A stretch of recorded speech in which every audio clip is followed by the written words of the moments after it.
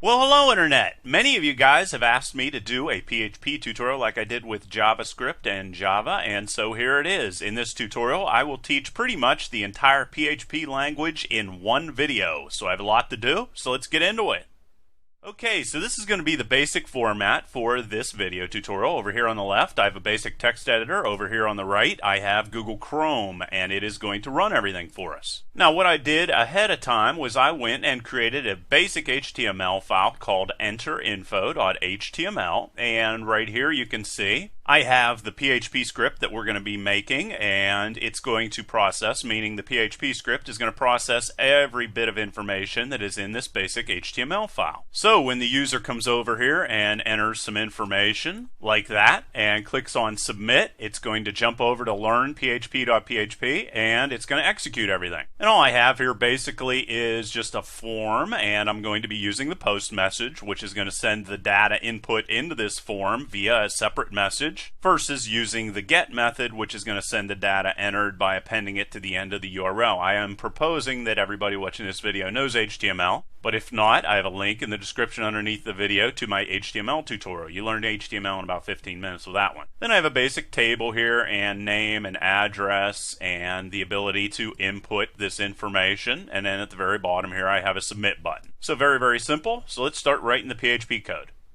Okay, so as you can see here, it is still HTML even though we're creating PHP files here. And you basically just embed PHP code between tags. And those tags would be PHP, just like this. And then it would end at the bottom with a question mark and a closing tag. And it's just as simple as that. Now, one thing to remember is the PHP code that you write here in this file isn't going to show if the user tries to view source. And very, very important, you're going to have to put a semicolon to finish every PHP statement. Now, of course, if you have multi-line comments, you're not going to have to put a semicolon after those. And also you have single line comments, and also there's another single line comment which is just the number sign, so just another. Okay, so those are the different types of comments you can use inside of PHP. Now if you use the PHP statement echo, it is basically just going to output onto your screen whatever you put between the quotes. So you could say something like data processed, and then put a closing tag here, and then a semicolon at the end, and that's going to output that on the screen. Let's just come over here, hit submit, and you can see data process shows up right there. Now one thing to note here is I'm using double quotes here, and basically what double quotes are going to allow you to do is use escape sequences. So for example, if I wanted to put double quotes inside of here around data processed, I'd have to come in here and put a backslash and a double quote, and another backslash and a double quote, and you can see that those showed up here on the right side of the screen. If, however, I was going to use single quotes, I would not be able to do this because single quotes ignore escape sequences, and you're also not going to be able to print out variables directly inside of this statement with the echo.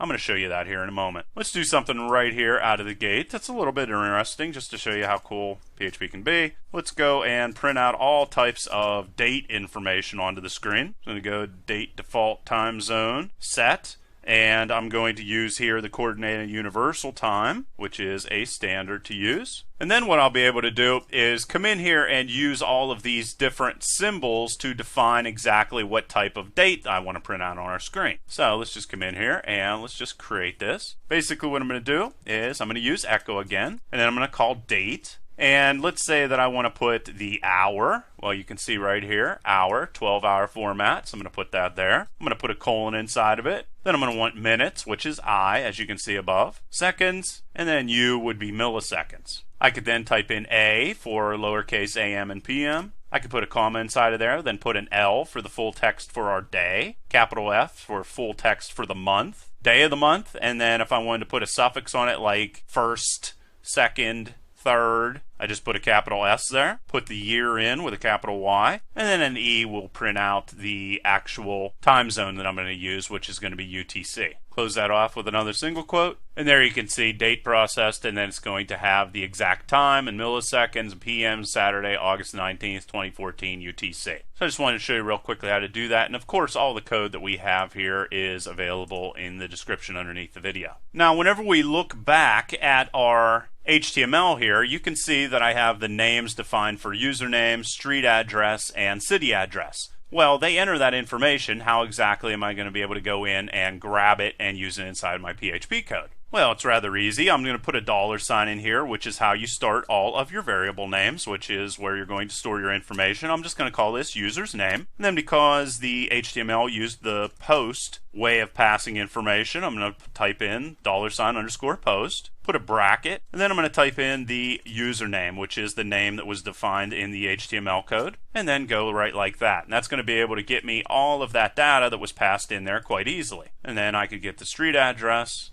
and the city address in exactly the same way. Now, it's very important to understand how to define your variable names. Basically, they're all going to start off with $signs, and then the very first letter here is going to have to be a letter, and then thereafterwards you're going to be able to use letters, numbers, or underscores to define them. Another thing that's important is user's name is going to be different than user's name with a lowercase n, because variable names are case sensitive. And another thing that might be really weird is whenever you create a variable, it is automatically going to be given a data type whenever it receives a value. And all the possible data types are either going to be integers, which are going to be whole numbers without decimal numbers afterwards, floats, which are going to be decimal numbers, strings, which are going to be just a series of characters, booleans, which have the value of true or false, arrays, or objects. And arrays are just boxes inside of boxes, a whole bunch of different items inside of those. And we'll get more into that later on in the tutorial. And if you're wondering, by default, a variable will get the value of null. So that pretty much covers everything about variables. And let's go and echo some more information out on a screen, like our user's name that the users type in there. So you just go user's name, just like that, and there it shows up. Now you can use something called string concatenation. So let's say I wanted to put a break after every single one of these strings that I print on the screen, which would be very useful and very helpful and be able to see everything. I could then just put a period inside of here followed by whatever I want to show on our screen. Then let's say I want to do street address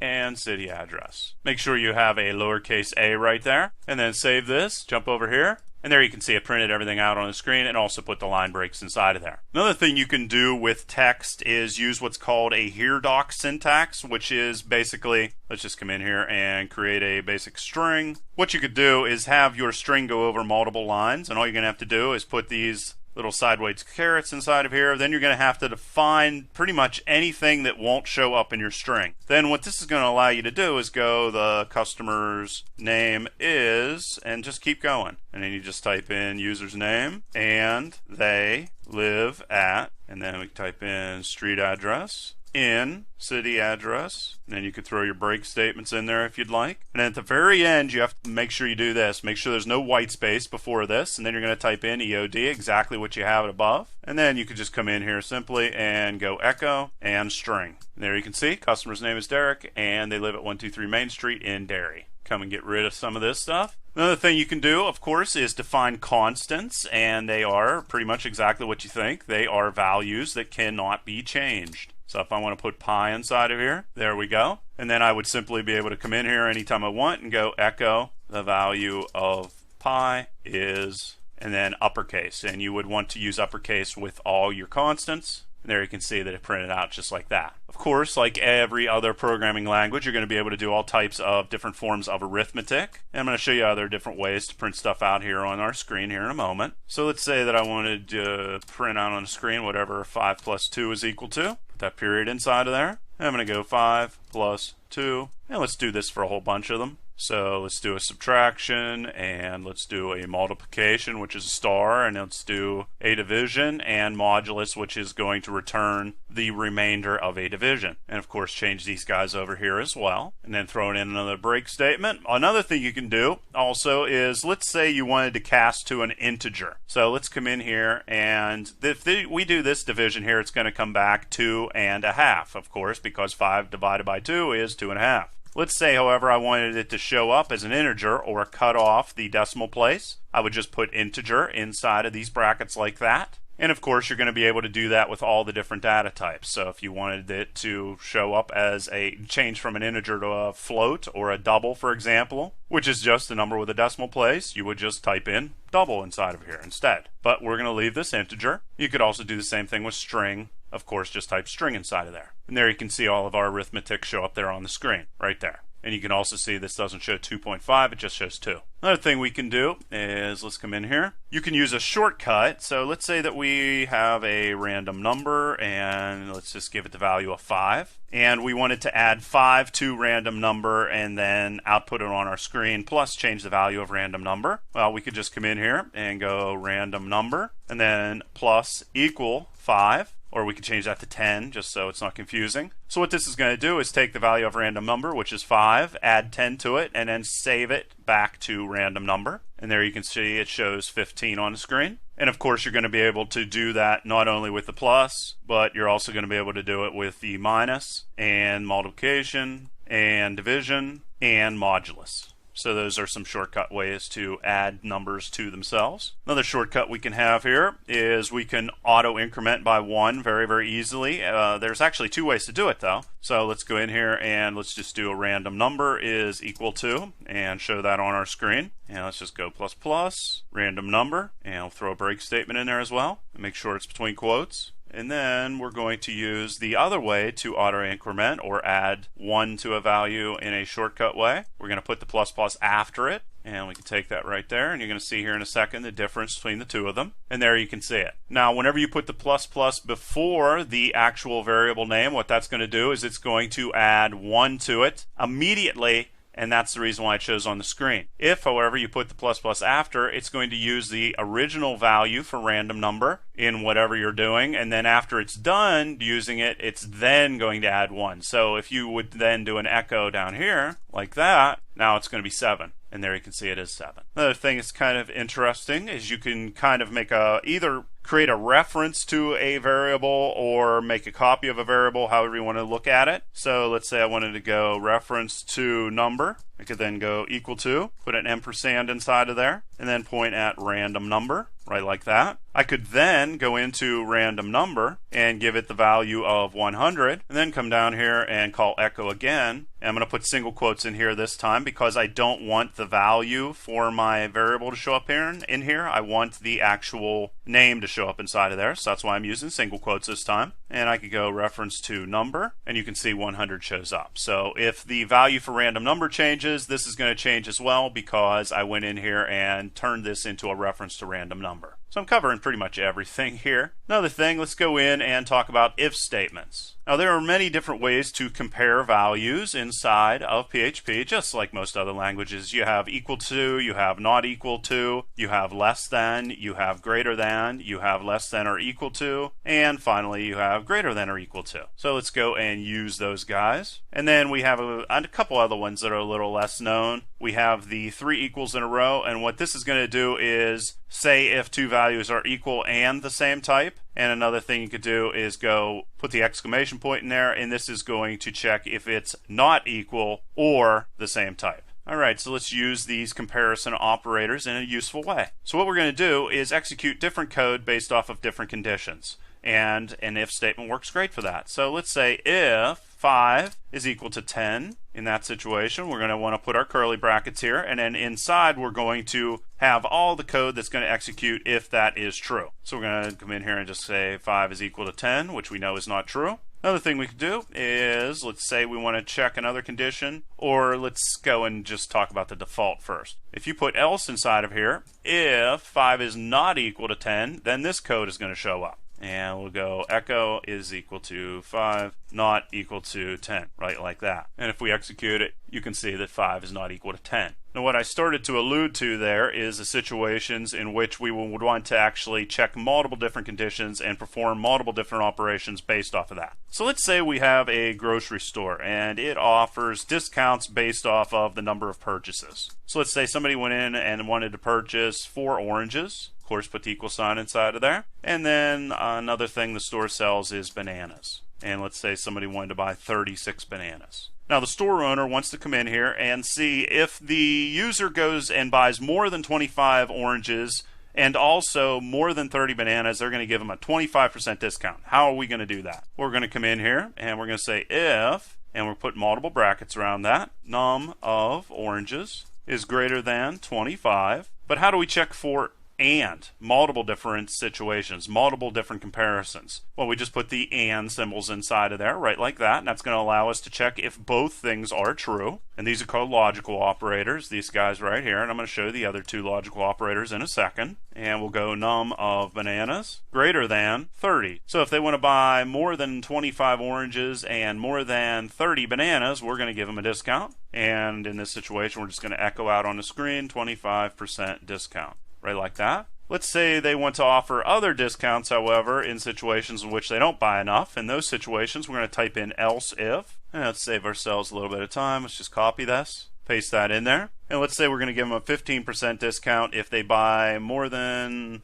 30 bananas. Or, this is how we're going to be able to check and get a true response if either of these are true. So if they buy more than 30 bananas or they buy more than 35 bananas, we're going to do a couple other nice discount things for them. And in this situation, again, we'll go 15% discount. And let's go in here and do one more so I can show you the final logical operator that's available, and that is not. So what happens if we want to check if something is not true? Well, you just put the exclamation point in there like that. And then I'm going to check num of oranges less than 5. So if they're buying at least 5 oranges or they're buying at least 5 bananas, we're going to give them a discount. And in this situation, that discount is going to be a 5% discount. And then we can use our else statement again here to handle any default situations. And we'll just go like this. And we'll just say no discount for you. And you can see right here, 15% discount, and the reason why is the bananas. I ordered 4 oranges, which in this situation doesn't fit this condition. However, I ordered 36 bananas, which does fit this condition, and that is the reason why 15% printed out. Then inside of PHP, we have another thing.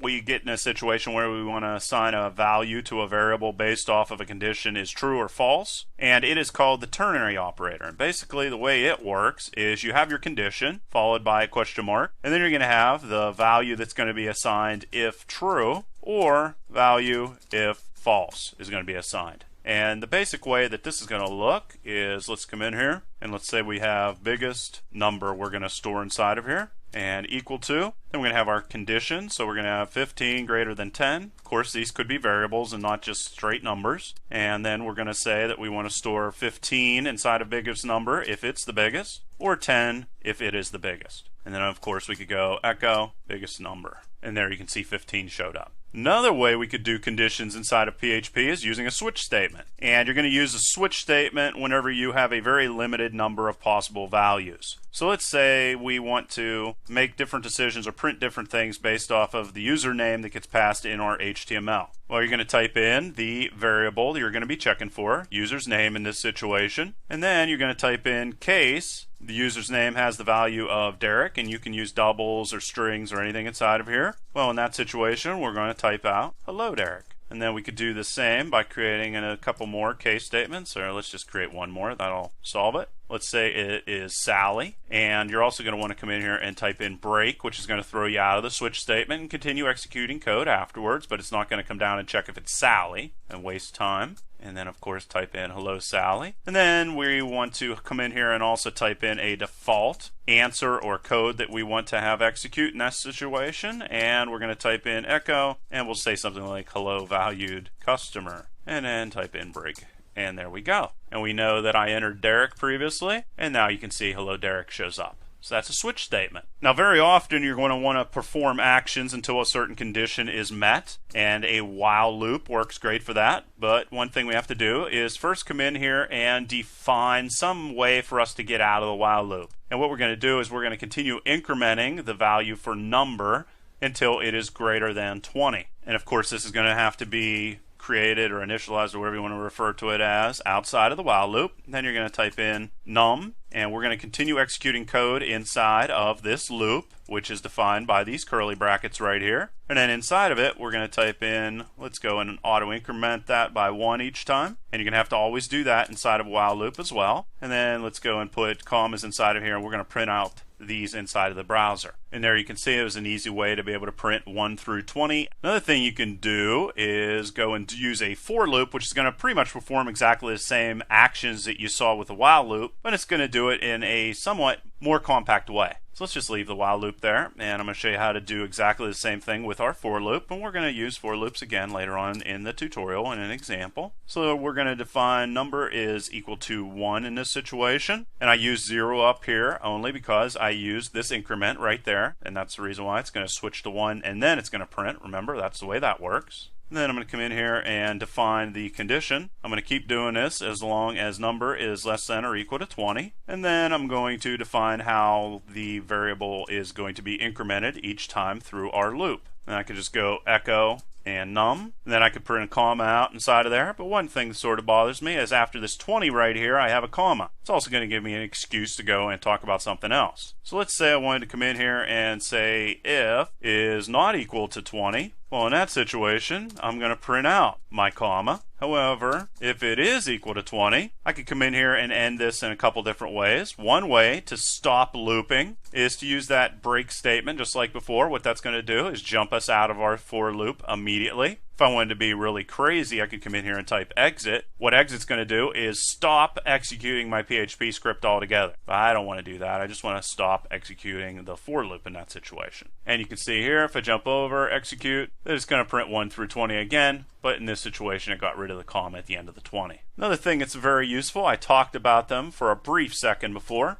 and that is arrays. And make sure you don't have any of these little trailing little gibblies here because that'll cause all kinds of errors. Make sure you have everything cleaned up. Now an array, like I said before, is going to allow you to store multiple different types of values. So let's say I want to come in here and type in my best friends and store them all in one place. Well, an array is just a box of boxes, and I'm going to put Joy inside of here, and I'm going to put Willow inside of here, and I'm going to put Ivy inside of here. There you go. That is an array. Boxes inside of boxes. Now, each of these boxes is going to have a label. The very first one is going to be 0, and then 1, and then 2, and that's the way it is. However, in PHP, you can change that. If I want to echo out onto the screen some information that is inside of an array, I just type in the array name, and then put a box, and then the label for the box, close that off. And there you can see it printed out on the screen just like that. You can also come in here and add items to our array quite easily. Just go best friends and let's just give it an index that doesn't exist, right like this. Then let's say I got a new friend named Steve. There you go. And he's in the array now with all my other friends. Let's do it in a more interesting way, however. And that more interesting way is a for each statement, which is going to allow me to cycle through all of the different items inside of my array. And all I need to do is give it the array I want to cycle through. And then, don't put that little comma inside of there. Instead, you're going to put as. And then I got to give it a temporary holding field or temporary variable, which each of these items is going to be stored in temporarily. And then I could do something like echo and friend, and there you can see it printed them all out on the screen all in one place. So that for each block is just for arrays. Another thing you can do is create key-valued pairs for the arrays, which is very much like all of the other arrays, or this one array we created here, except in this situation, this has the key of 0, or the index of 0, this has 1, this has 2, and this has 4. If I wanted to define what the keys are going to be, I could do something like customer is equal to, and I'm going to create an array again. Then I'm going to give it the specific key I want this data to have, equal sign with that bracket right there. And let's say I want to have the user's name be stored inside of there. Put a comma. I could then go street. That's the key. And you could store basically any type of data inside of here. It doesn't have to be using variables in this situation like I have. I could type in city, and you're going to be able to access this data using the keys just like you used the indexes before. And then close that off, and there's the whole thing right there. And in this situation, I could still use a for each block as well, and I'm going to show you how to use that.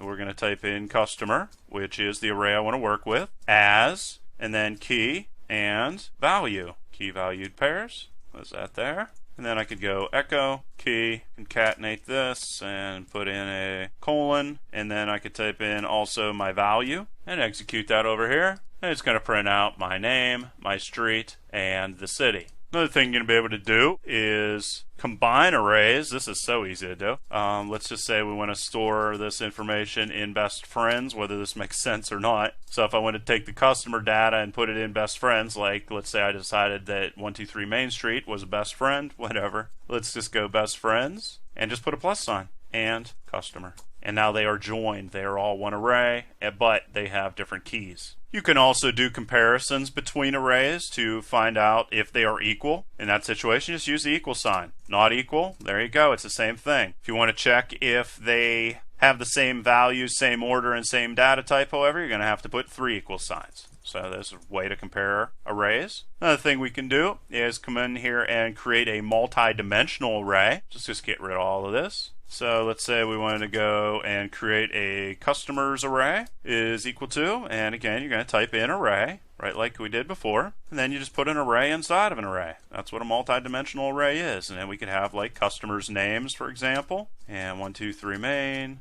and we could put in a zip code or something, 15212 or something. And then we want to create more of these guys. Let's go in here and just copy this, save some time. And let's say that we wanted to have Sally be in here, 125 main, and then make sure you close that off with the proper brackets. We could then cycle through these using a for loop. So we'll just go for, and we'll say that we want to get our row is equal to, and row is just a name, just like any other. You can put anything inside of there. I'm just typing in row because it makes sense. So as long as row is less than 3, remember we start at 0, 1, 2. And then we're going to auto increment row with our for loop. And then we're going to put another for loop inside of here, so we'll be able to cycle through our columns. Columns going to start off with 0, while columns is less than 3. We're going to continue cycling through here, and here we'll increment it. And then we'll close off our for loop, right like this. And then we can go echo and customers, which is the name of our array. And if we want to print out the row data, do that, and the column. And then let's say we want to put a comma in here between all this different data we have. And then we want to come in here and throw in a break statement. You'll see here in a second what it's going to print out on the screen. And there you can see it printed everything out there on our screen. So that's multi-dimensional arrays. Now there's a couple other very common array functions. Let's say you wanted to sort your array. Well, you would just type in, this is a function which we're going to get into later on. What you do is just type in sort, and inside of the brackets put your array name, and this is going to sort in ascending alphabetical order. If you would come in here and put another comma in right there and type in sort numeric, it'll sort in numerical order. Or if you type in sort string, it's going to sort everything as if it is a string of characters. A-sort is going to sort the arrays with the keys. It's going to keep the keys together. K-sort is going to sort by the key names instead of the actual values. And you could put an R in front of any of these guys right here, and it is going to give you a reverse sort, just like that. Now let's get into strings, which are just a series of characters, and let's go in here and create a random string. And let's throw some empty space here in the front, and then type in random string, right like this, and put some white space down here. Now let's say you wanted to make sure you close off with the same quote that you started with. Now let's say you wanted to go and actually trim off the white space on a string. How would you do that?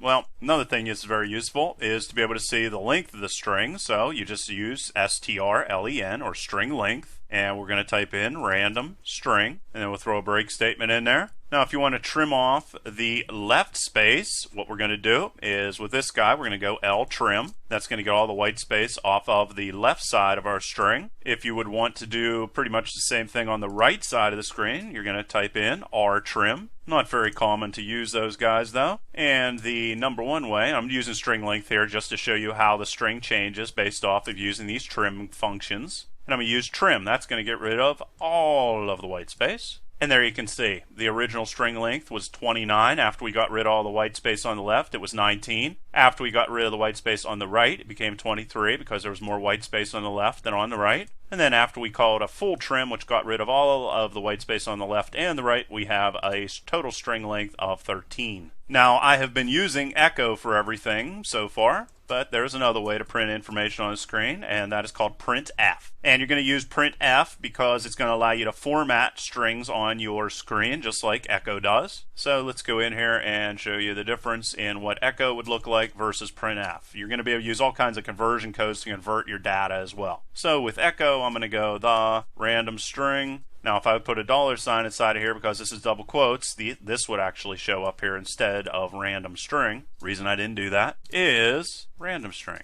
Throw a break statement at the end there. And this is the printf version of it. Now with printf, you're going to put the bracket inside of there, and then you're going to say the random string is, and you're going to put a % and s because we're dealing with strings. And then you're going to put your bracket inside of here. And then at the end of it, you're going to define what you want to show up where that % and that s is, which is random string. Close that off. And they look identical. There you can see right there. Well, if I would have spelled random string right, there you go. Identical on our screen. One thing that is very useful though with printf is going to allow us to use conversion codes for decimals, for example. So let's go decimal number is equal to 2.3456, whatever. Now we can go in here with printf. You can do all kinds of other things with printf, but I'm going to keep this somewhat basic. So let's go decimal number is equal to, and then let's say I only wanted 2 decimal places to show up inside of here. I could just go 0.2 and f for floating point number, or number that has a decimal place inside of it. Close that off, and then decimal number, and it's going to just show me 2 decimal places, like you can see right there. Now there are other conversion codes. If you want to convert an integer, so if decimal number was actually an integer into binary code, you would put a B inside of there instead of an F or an S like you saw before. Integer to characters, you just put in a C, it's going to automatically do it for you. Integer to decimal, double to float, integer to octal number, string to string, or integer to hexadecimal. Those are the different types of codes you would use in those situations. Another thing that is very useful, in regards to strings anyway, is we're going to be able to change the case of the different letters quite easily. So let's say we go echo string to uppercase. So if we want the whole entire thing to be uppercase, just str to upper. And then we type in random string, which is the string we have here. If we wanted every character to be converted into lowercase, string to, and then change upper to lower. And if we want all of the first letters to show up in uppercase, we would type in UC first, uppercase first. And there you can see they did exactly what you thought they did. You could also come in here and convert strings to arrays, or convert arrays back into strings. So let's say that I want to take my string I have here and convert it into an array. Well, you just type in explode and think of an array exploding and all the pieces falling into boxes. What you're going to do is type in here what is going to divide these strings, and it's going to be a space because random string has a space inside of there. And then you're going to type in here the string that you want to explode, and let's say you wanted to also define a maximum number of pieces that go into an array. You could type a 2 inside of there in that situation, or you could leave it off altogether. And then let's say you wanted to convert the array back into a string. You just go string to array is equal to, and you would type in implode. And again, you have to define what is going to separate all of the different parts that are in the array, and then you're going to pass inside of it array for string. And in that situation you don't have pieces, and make sure you spell implode right. If you wanted to just find part of a string, let's just go part of string, you would use substring like that, and we can come in here and let's just type in random string. You could use variables, and then let's say we wanted to go from the 0 index and get a maximum of 6 characters. Print that out on the screen for us, and you can see it started at the 0 index and got the first 6 characters and printed those out on the screen. You could also compare strings. So let's say I have man and give it a string of man, and then I have man hole like this, like a manhole cover, and man hole. And I could do something like echo string compare. So these are really easy to remember after you use them a little bit because the names are very logical. We can compare the different strings here, see what it comes back with. It comes back with -4. Now what this does is if these two strings are identical, what it's going to do is return a 0. If it returns a positive number, which here it did not, it returned a -4, that means that string 1, or man, is greater than string 2. It's just alphabetical order. And if it returns a negative, that means that string 1 is less than string 2. And then you could also come in here and go string case compare if you want to completely ignore the case of the letters. A couple other ones we can use here, little string functions, is string. So let's say we go echo and the string, What this is going to do is return every character after the string that we are going to be looking for. So in this situation, $, and let's type in random string that we had before. It's going to return everything in the string after it locates the word string inside of it, or the string inside of it. The string, see, that's the string of random string. So it found string, and it's going to print out everything that follows thereafter. And you could, of course, come in here and put an I inside of there, and it is going to be case insensitive again. Another thing we could do is, let's say we wanted to get the location of a match. You would just type in string position in this situation and execute, and it's going to come back with 7, which if you count over, it is string. The S starts as the 7th character inside of this string we have right there. And then we could also come in here and replace strings. So let's say we go new string is equal to string underscore replace, and let's say we want to replace string with the word stuff in the string called random string. And we could go echo, and now it says random stuff instead of random string. And I guess that basically brings me to the final thing I'm going to cover, which are functions. If you want to create a function which is going to allow you to reuse your code over and over again, you would just type in function, and then you could do something like add numbers, which is going to be the numbers or the name of the function, and then the different attributes that you're going to allow to be sent into this function to be executed, and you're going to have your curly brackets again, and then you could have a return statement which is going to return numbers after. You can put any code inside of here, but let's just say that we want to come in here and add these two numbers together and then return them to whoever calls for this function to execute. And then to call this function, we could just go echo and do something like 3 plus 4 is equal to, and then a period, and add numbers. 3, 4, and that's going to pass it in there, and it's going to echo all of that information out on the screen, and there you can see 3 plus 4 is equal to 7. So there you go, guys. That is a rundown of pretty much everything about PHP except for regular expressions and object-oriented programming. If you guys want me to cover those, just leave a question or comment down below. Otherwise, till next time.